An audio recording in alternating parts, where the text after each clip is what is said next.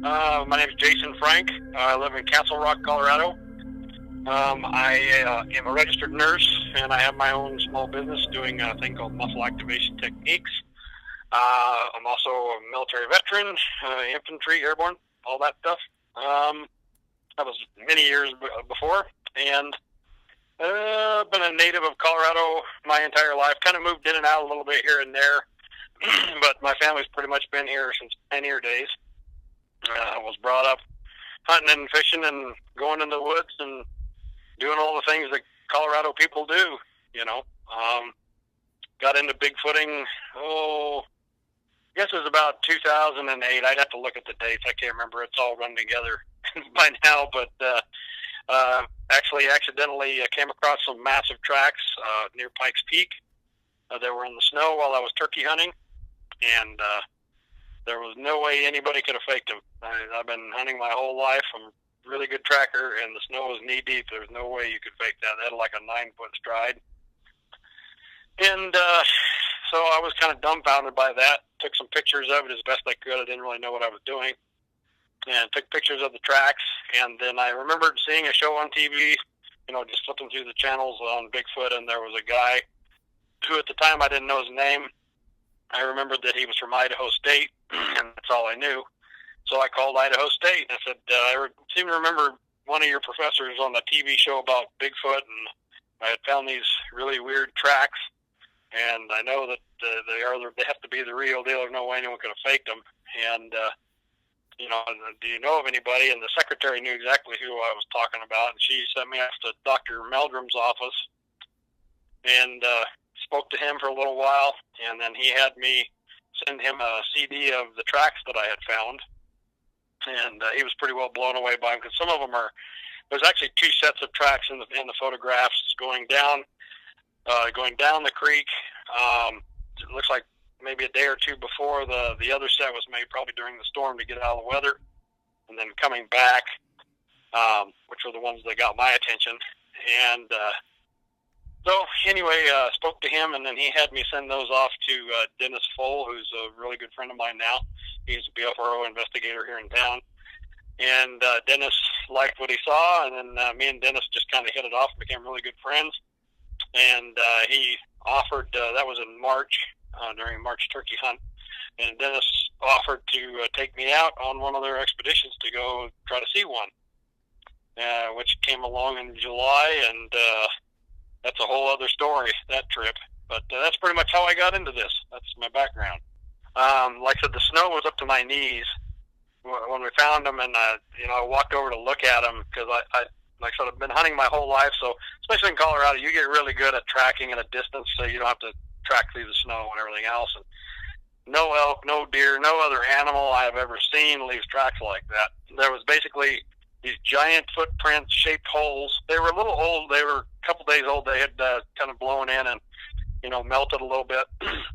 But they were definitely still had some shape to them.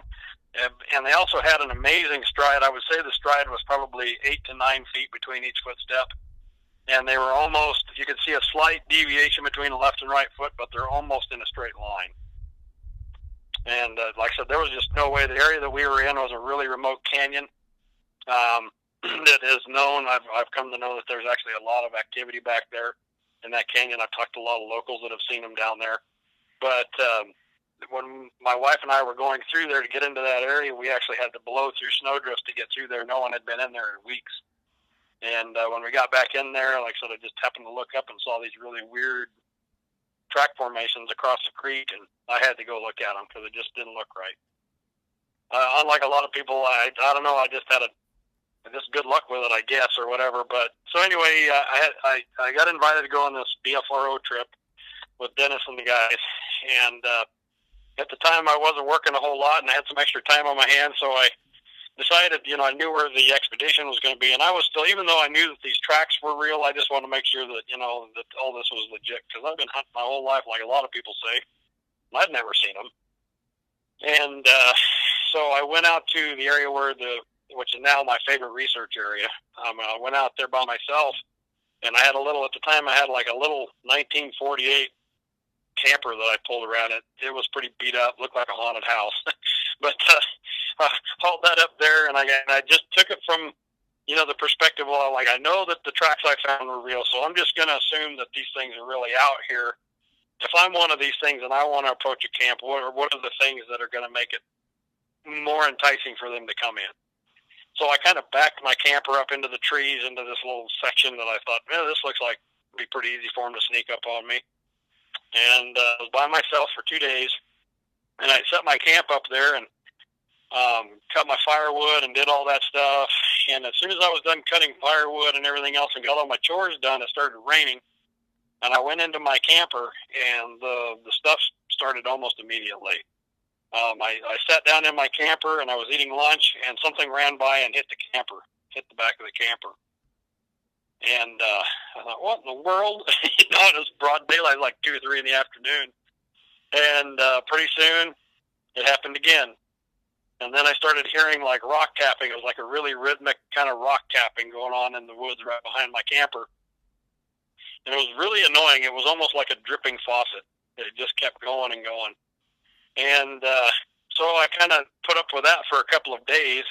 And they had me on edge at night, you know, because I'm like, God, if they were hitting the camper, what else is going to happen, you know? And finally, a couple of days later, Dennis came up ahead of the group, and I met him face to face. And we were talking, like, I was telling him, you know, I said, I know I'm new to this, but, you know, this is what's been going on in this camper. And then as I was telling him, it happened again. And anyway, so we knew they were there. I wasn't quite camping in the exact right spot where everybody else was going to be. So we decided to relocate my camp up about 500 or 600 yards up the hill.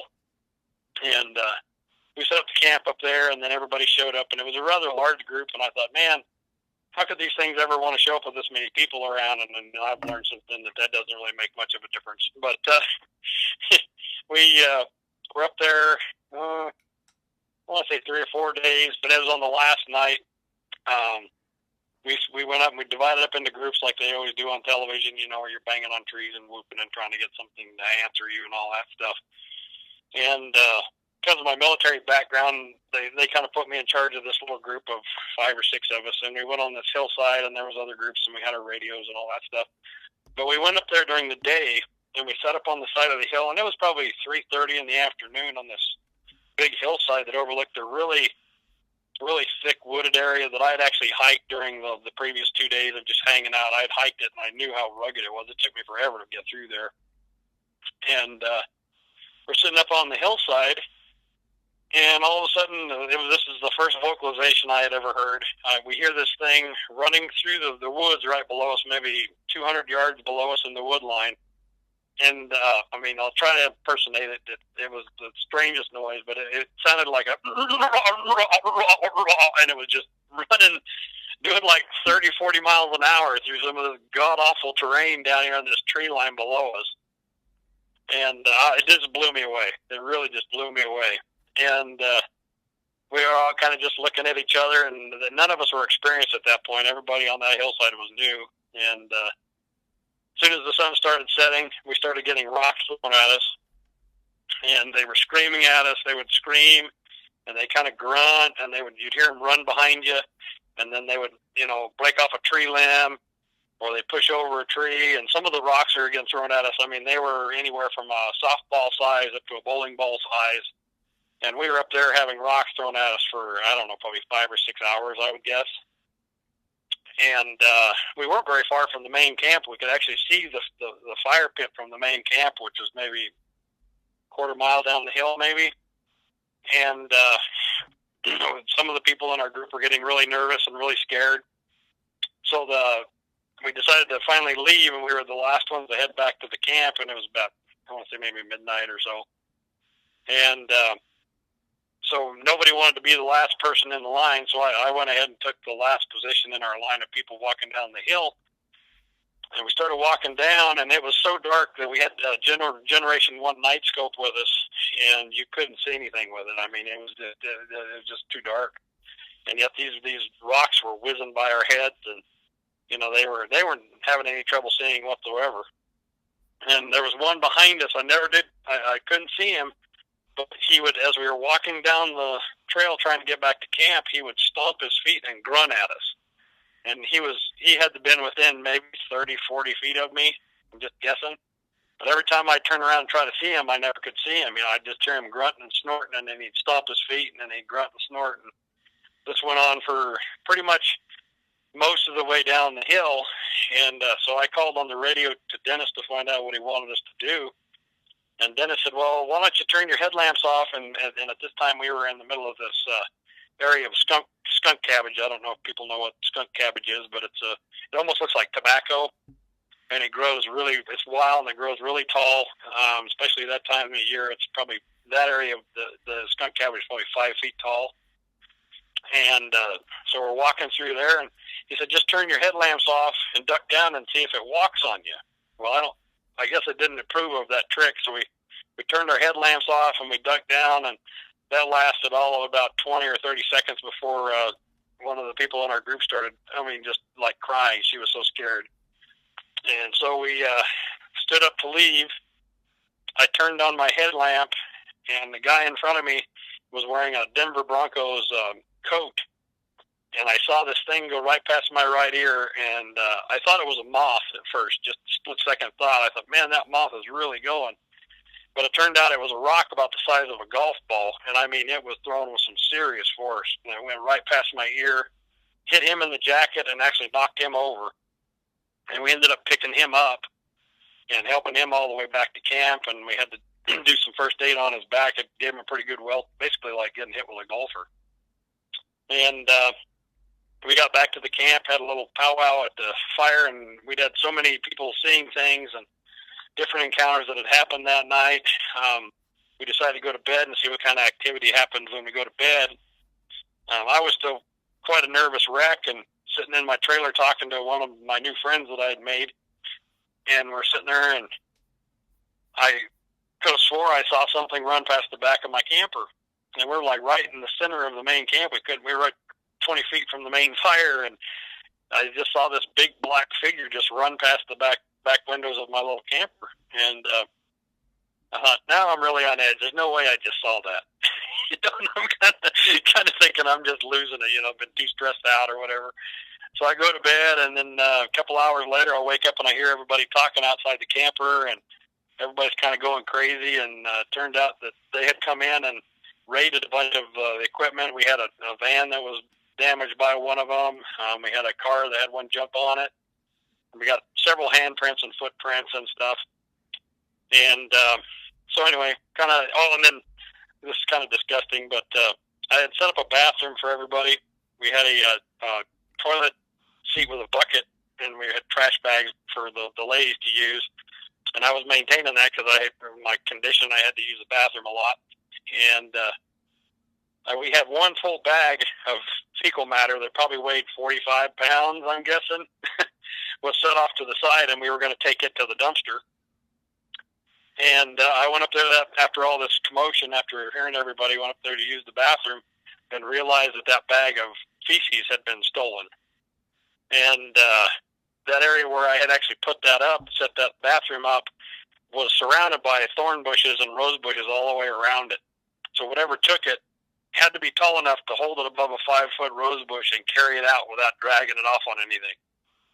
And then I believe it was Stan Courtney, I think, that captured a recording of one of them that walked right by. We assume it was the one that stole the feces, I think. But he was actually barking and intimidating some of the sheepdogs that were up there. There was a lot of sheep up there, sheep herder that's up there every year. And so, strangely enough, from my very first trip, I became known as the guy with the poop bag.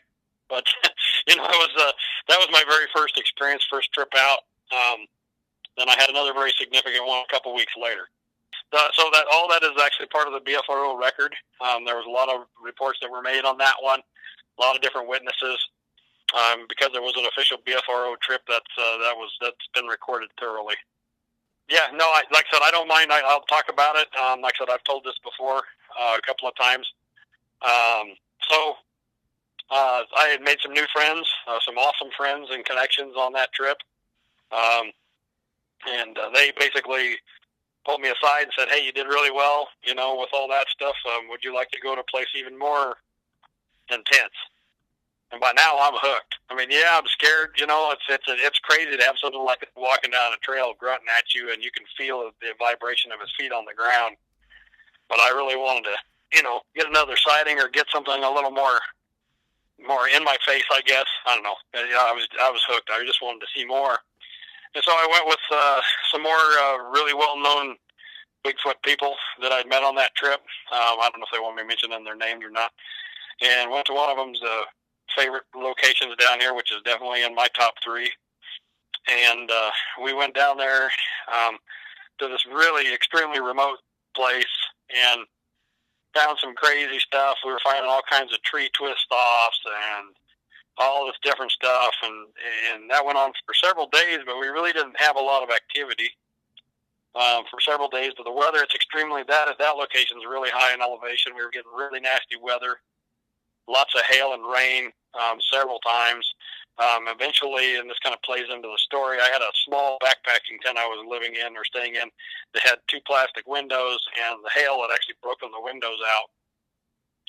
And so to keep the rain out, I had to take my old army poncho and stretch it over the top of it with some bungee cords to keep the rain out. And the last night, we were all sitting around the fire, and there was, I want to say, 8 or 9 of us researchers, quite a few BFRO people. And we were all sitting around the fire, and all of a sudden we just hear this really huge crash. We actually did manage to get that on recording, too. You just hear this massive crash. Kind of find out it was a giant rock that was thrown on a steel culvert just down from our research, or where our camp was set up. So we knew that there was something out there, because there was no big hillside or anything for those rocks to fall down on that culvert. We did find it the next morning. But we ended up going to bed. And again, I was sleeping in my tent, and about 2:30 in the morning, I have recordings of this, but as a lot, you know, like a lot of researchers on the tight budget, I just had a really small digital recorder running in my tent and one running outside the tent. But I did catch it, but it's faint. But as we were discussing earlier, I hear this really weird popping noise, and it was about maybe 50 feet away. And it sounded like it was over behind one of my friend's tents, and I'll do my best to impersonate it, but it sounded like a... And so I knew that wasn't natural, so I kind of perked up.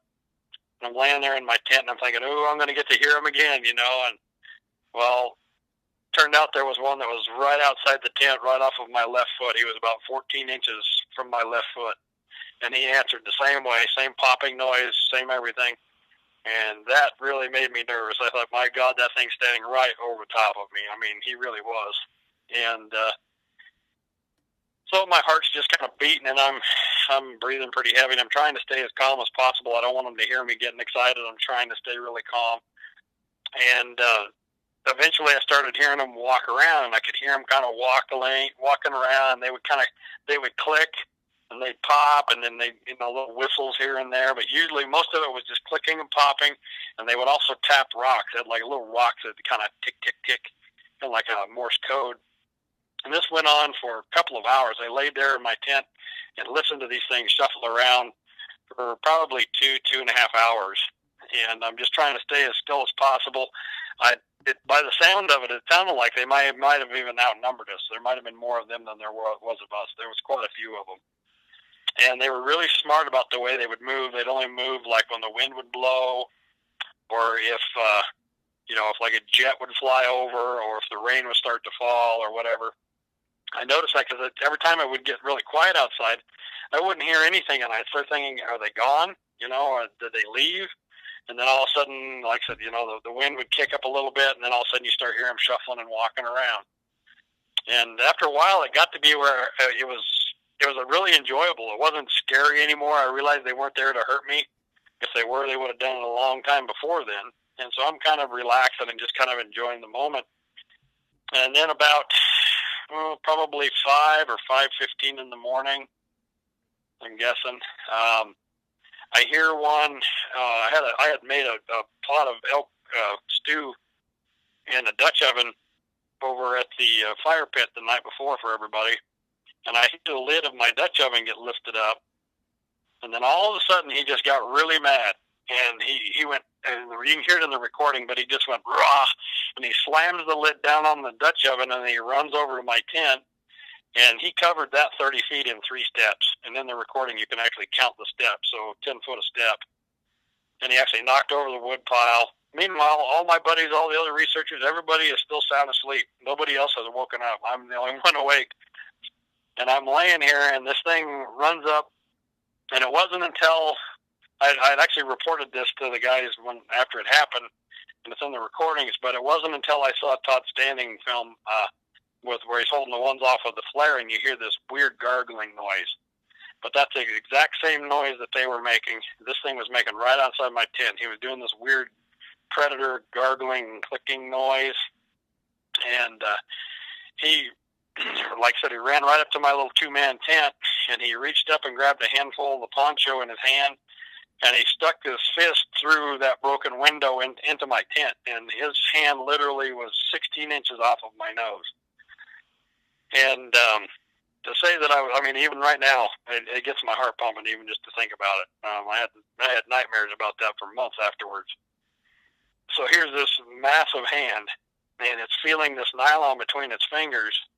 Meanwhile, he's doing this growling, clicking, popping thing, and being really intimidating.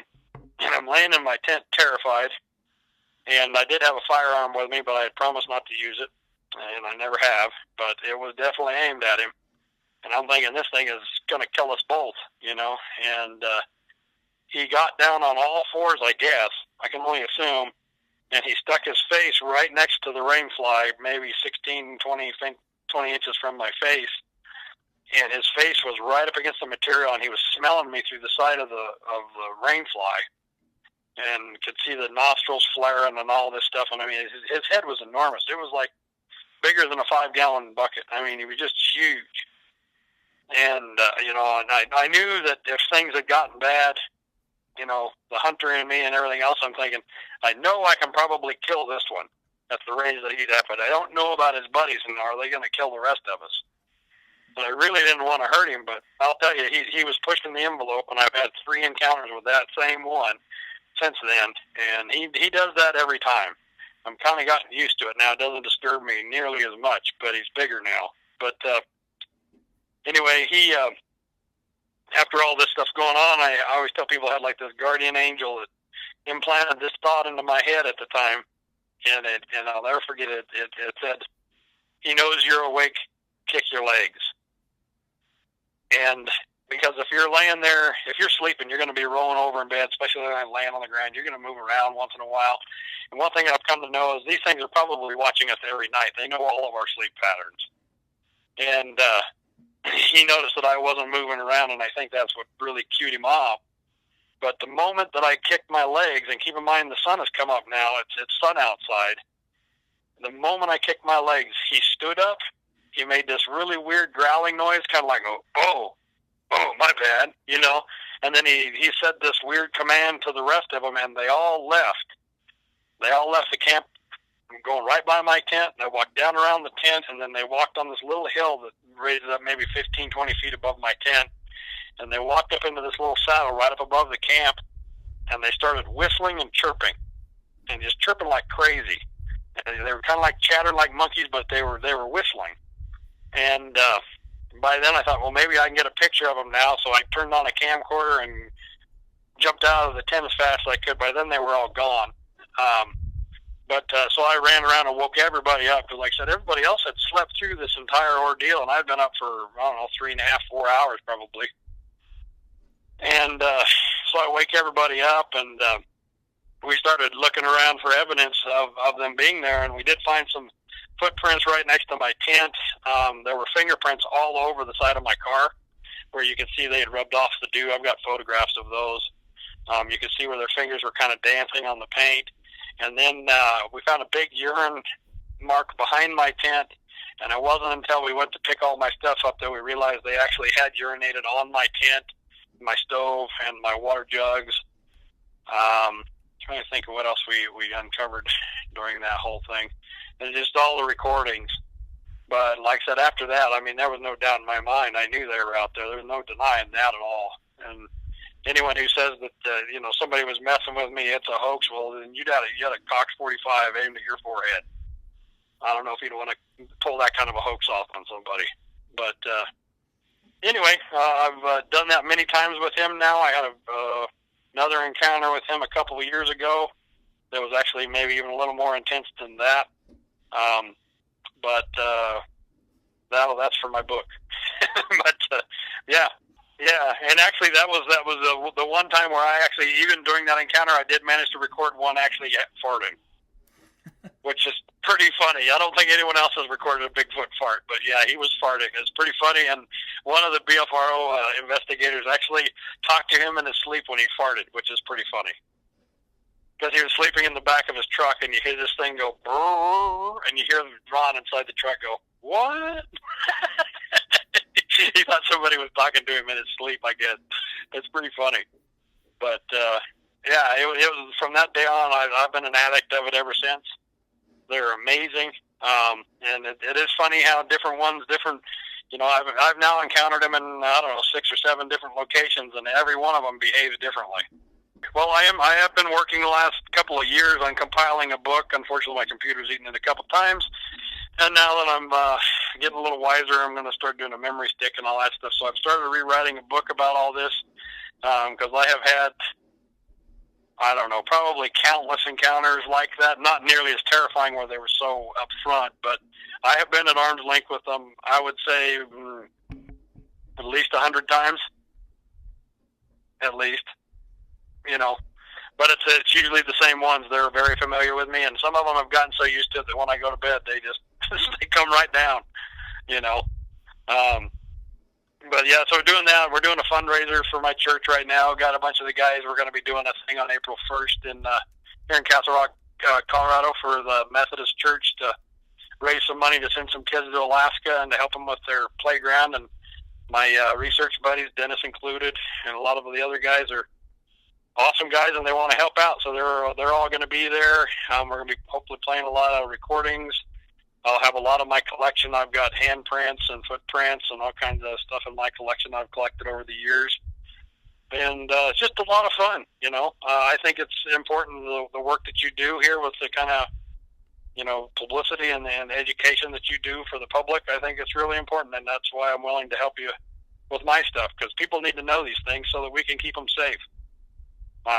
Nothing would break my heart more than to have somebody actually, shoot one. Unless, of course, they're physically dragging them off into the woods,